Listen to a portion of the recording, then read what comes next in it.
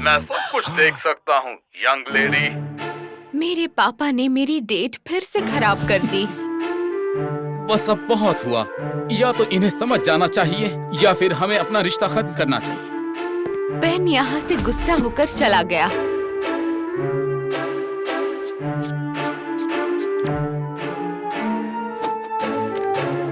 पापा ने मुझे ये कहकर मनाने की कोशिश की कि उन्होंने मुझे अकेले पाला है। अगर तुम मेरी जगह होती तो शायद तुम समझ पाती। हे, तुम इतनी खामोश क्यों हो? क्यों? अगर आप 18 के होते तो आप समझ पाते। उस रात मैंने एक विश मांगी कि वो मान ले कि मैं अब बड़ी हो चुकी हूँ।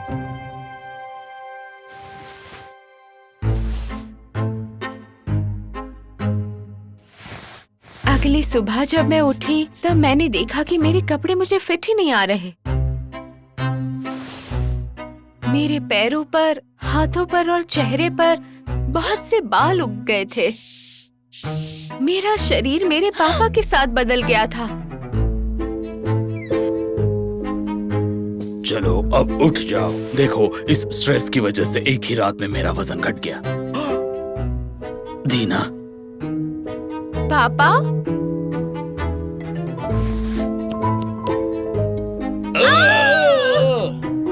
क्या ये सपना है?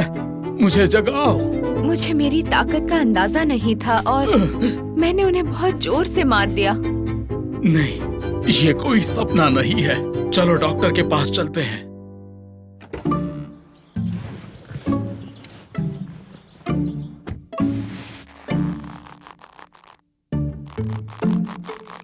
कार में बैठते ही दूसरा प्रॉब्लम खड़ा हो गया कि कार चलाएगा कौन?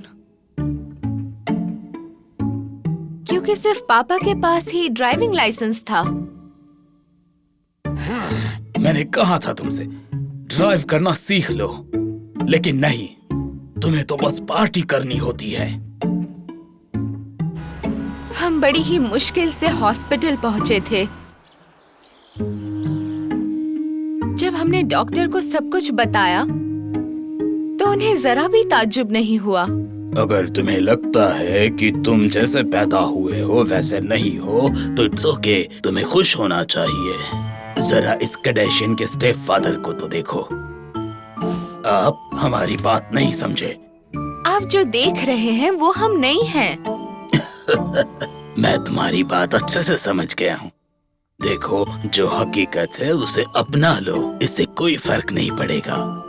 मेरे पापा ने कहा कि ये सिर्फ वक्त की बर्बादी है, लेकिन डॉक्टर का क्या मतलब था वो मैं समझ गई थी। हम फिर से पहले जैसे हो जाएंगे, जैसे ही झगड़ा करना बंद कर देंगे। हॉस्पिटल से घर आते ही मैंने देखा कि मेरा बॉयफ्रेंड दरवाजे पर खड़ा था, एक बड़ा सा गुलदस्ता लेकर।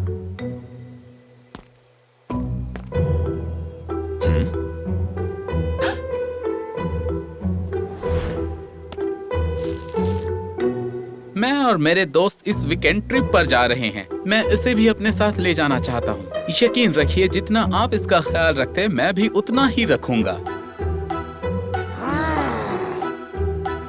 उस दिन पहली बार मुझे अपने पापा के शरीर में जाकर अच्छा लग रहा था।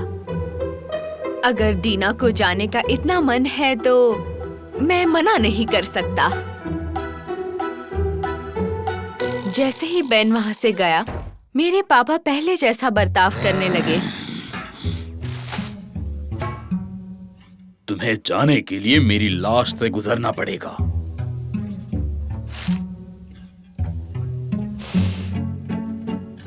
क्या आपने डॉक्टर की बात नहीं सुनी?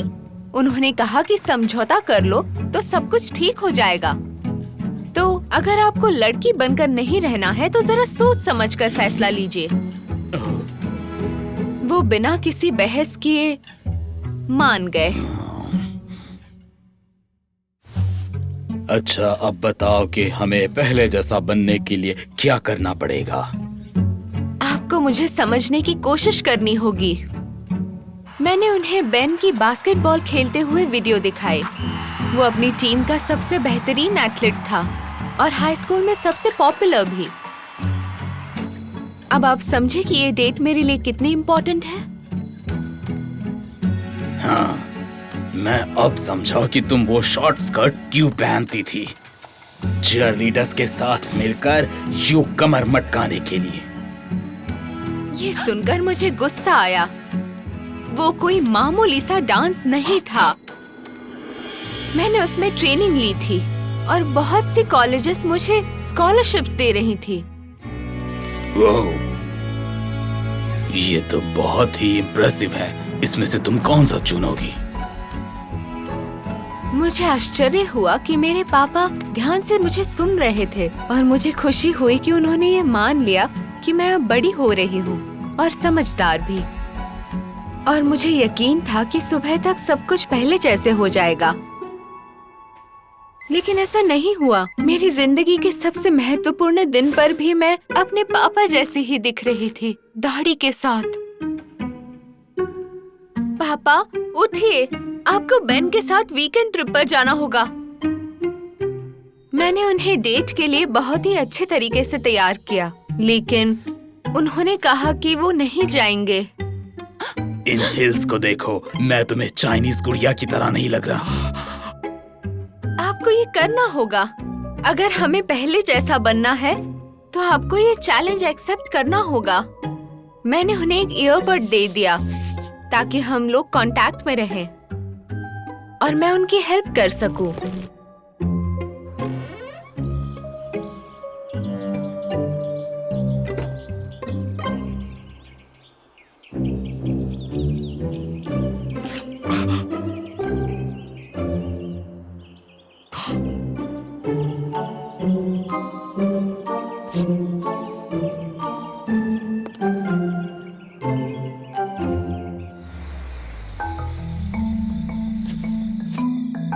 पापा और बेन उस बंगलो में अकेले थे, इसलिए मैं ध्यान से देख रही थी। अपनी ड्रेस ठीक कीजिए और थोड़ा मुस्कुराइए भी।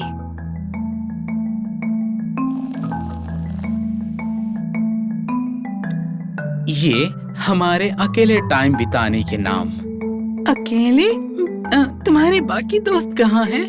यहाँ हम अकेले हैं। मैंने तुम्हारे पिताजी से झूठ बोला था। अब अपने कपड़े उतारो।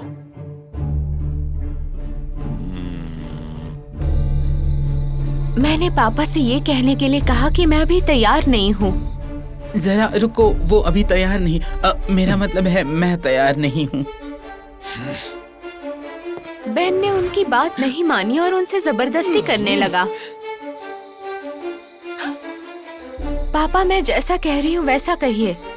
हम जब एक दूसरे को और समझ लेंगे और करीब आएंगे तब ये जरूर होगा। जो मैंने कहा पापा ने वही दोहराया, लेकिन इससे बेन को कुछ फर्क नहीं पड़ा। ये तुम्हें पहले बताना चाहिए था। बेन ने दरवाजे को लॉक कर दिया और चाबी अपने पैंट में डाल दी। मैं तुम्हें जाने दूंगा जब तुम इसे निकालोगी। वहाँ से निकल जाइए, वो ऐसा नहीं कर सकता। पापा ने भागने की कोशिश की, लेकिन बेन ने उन्हें धक्का मार दिया। उनमें जरा भी ताकत नहीं थी, इसलिए मैंने तय किया कि मैं दरवाजा तोड़ दूंगी। उन्हें छूने की हिम्मत भी मत करना, मतलब उसे। मेरे पापा का शरीर ताकतवर था, इसलिए मैंने उसे आसानी से उठाकर पटक दिया। मैं देखने गई कि उन्हें कोई चोट तो नहीं आई ना, और तब मुझे एहसास हुआ कि किसी की भी जिम्मेदारी लेना कितना मुश्किल होता है। वाकई किसी टीनेज गर्ल के लिए पिकनिक आना आसान नहीं है।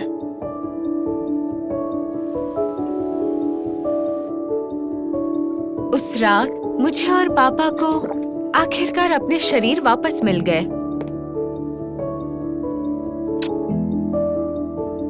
और ये तभी हुआ जब हम दोनों एक दूसरे को समझने लगे।